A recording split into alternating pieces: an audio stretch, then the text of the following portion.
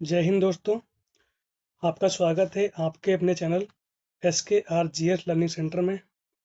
कैसे हैं आप लोग? आशा करते हैं बहुत अच्छे होंगे। इसमें हम पढ़ रहे हैं वैदिक संस्कृति। तो वैदिक संस्कृति के हम लोगों ने अभी तक ये हमारा थर्ड पार्ट है, ये तीसरा पार्ट है।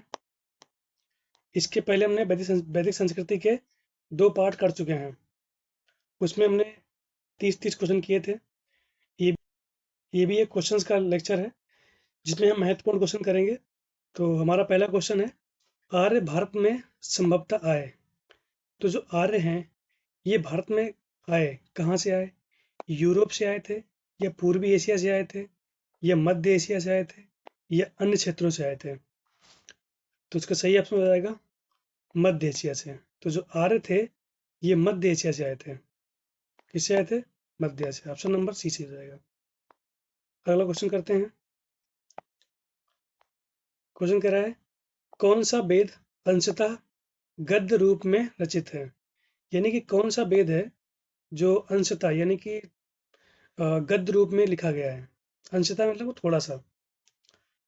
तो कौन सा ऋग्वेद है, यजुर्वेद है, कि सामवेद है, अथर्ववेद है?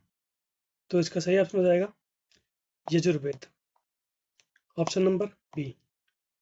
अगला क्वेश्चन करते हैं। वैदिक संस्कृति 1500 ईस्वी पूर्व से 600 ईस्वी पूर्व, तो इसके क्वेश्चन कर रहे हैं हम लोग। ठीक है। क्वेश्चन कह रहा है, सभा और समिति प्रजापति की 2 पुत्रियां थीं। सभा और समिति प्रजापति की 2 पुत्रियां थीं का उल्लेख किस वेद में मिलता है? कौन सा वेद इसमें? सभा और समिति जो हैं वो प्रजापति की 2 पुत्रियां थीं। तो कौन सा है? ऋग्वेद है, यजुर्वेद है, सामवेद है, अथर्ववेद है? तो ये कहाँ मिलता है?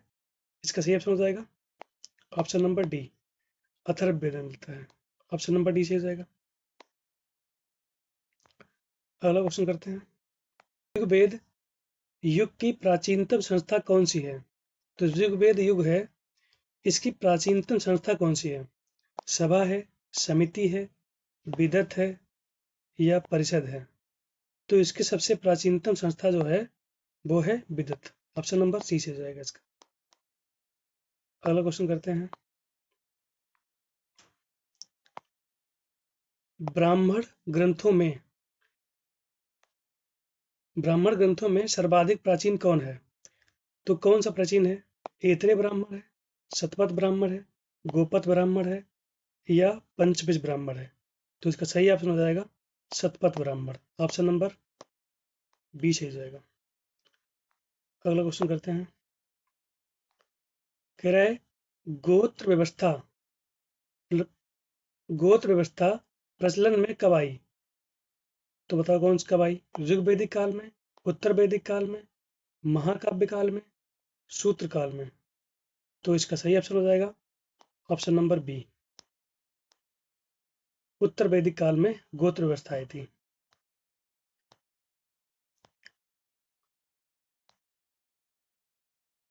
अगला क्वेश्चन है, यहाँ पर होगा अनुलोम विवाह। ये नहीं होगा। अनुलोम विवाह का अर्थ है, तो जो अनुलोम विवाह है इसका अर्थ क्या है? उच्च वर्ण पुरुष का निम्न वर्ण नारी के साथ विवाह, या निम्न वर्ण पुरुष का उच्च वर्ण नारी से विवाह, उच्च वर्ण पुरुष का उच्च वर्ण की नारी से विवाह, या निम्न वर्ण पुरुष का निम्न वर्ण के साथ विवाह? तो इसका सही ऑप्शन हो जाएगा उच्च वर्ण का पुरुष और निम्न वर्ण की नारी के साथ विवाह जो होता है उसको बोलते थे अनुलोम विवाह। ऑप्शन नंबर ए से हो जाएगा। अगला क्वेश्चन हमारा है, वैदिक युग में यज्ञ कहा जाता है। तो जो वैदिक युग में यज्ञ किसे कहते थे? यज्ञ नहीं बोलेंगे, ये होगा यब। यब किसे कहते थे? यब कहते थे जौ को। इसका सही ऑप्शन होगा जौ। बाकी ऑप्शन है गेहूं, चावल, इनमें नहीं होते। गेहूं नहीं, चावल नहीं होगा, जौ होगा।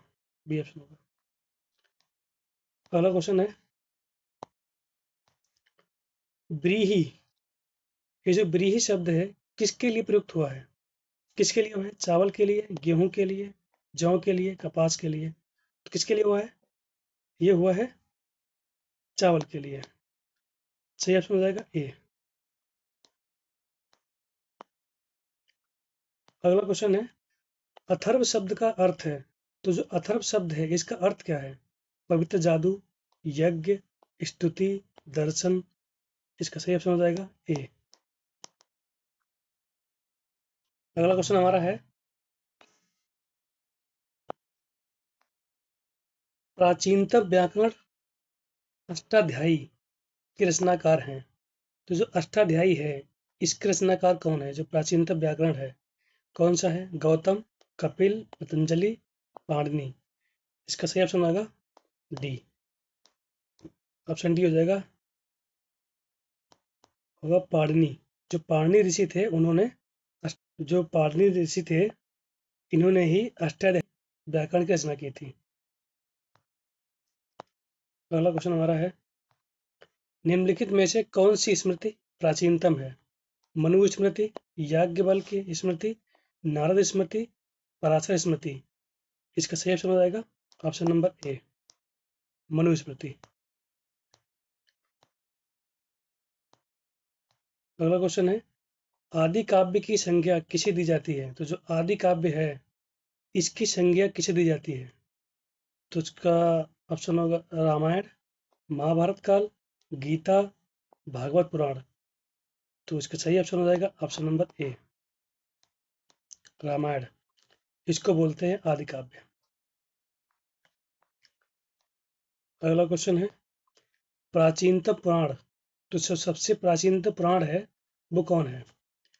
मत्स्य पुराण, भागवत पुराण, विष्णु पुराण, वायु पुराण। तो इसका सही ऑप्शन हो जाएगा ऑप्शन नंबर ए, मत्स्य पुराण।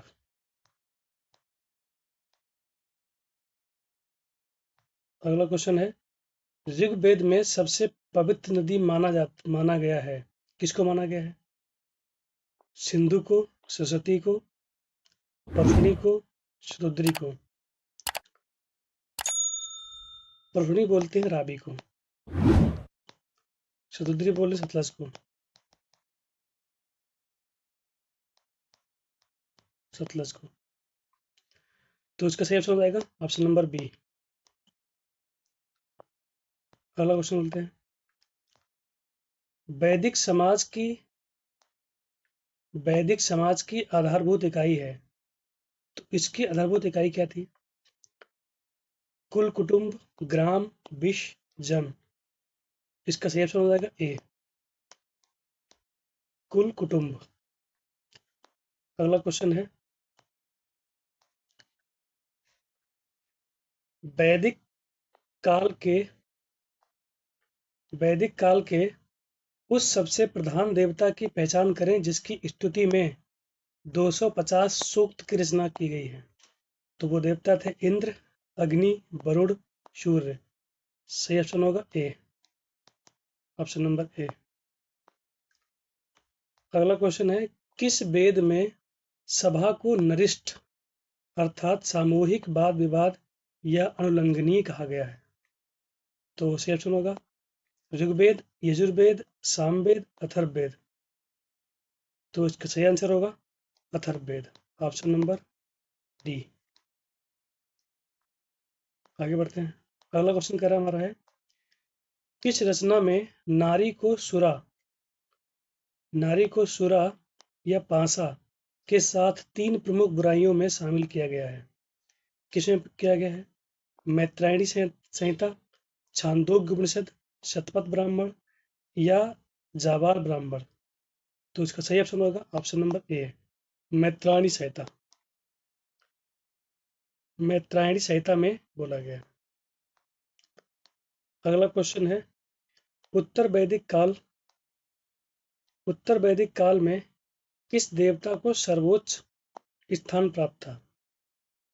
तो किसको था? प्रजापति को, इंद्र था, विष्णु या रुद्र। इसका सही ऑप्शन हो जाएगा प्रजापति, ऑप्शन नंबर ए। अगला क्वेश्चन हमारा है, संस्कारों की कुल संख्या कितनी है? तो संस्कार कितने होते हैं? 14, 15, 16, 18। इसका सही ऑप्शन हो जाएगा ऑप्शन नंबर सी। संस्कार 16 होते हैं, जन्म से लेकर मृत्यु तक।